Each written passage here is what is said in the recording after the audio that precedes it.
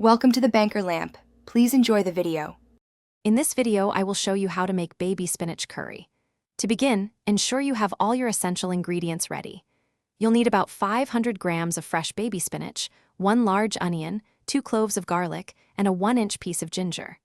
Don't forget your aromatic spices such as cumin, coriander, turmeric, and garam masala. Also, have 1 cup of diced tomatoes and 1/2 cup of creamy coconut milk on hand for a rich flavor. Now, let's get our ingredients prepped.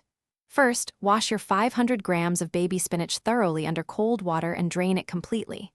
Next, finely chop your 1 large onion, 2 cloves of garlic, and the 1-inch piece of ginger.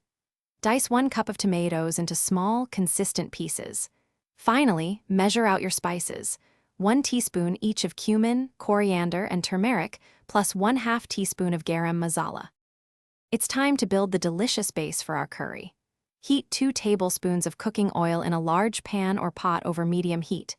Add your finely chopped onions and sauté them until they become translucent and lightly golden, which usually takes about 5 to 7 minutes.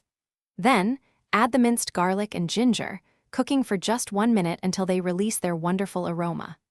Stir in all your dry spices, cooking for 30 seconds. Almost there, add the diced tomatoes to the pan and cook them down until they soften and release their juices, about 3 to 5 minutes.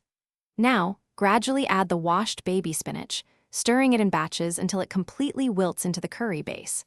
Pour in the 1/2 cup of coconut milk, bring it to a gentle simmer, and cook for 5 minutes.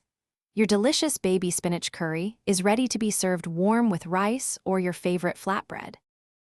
Thanks for watching. If this was helpful, leave a like and consider subscribing. See you next time.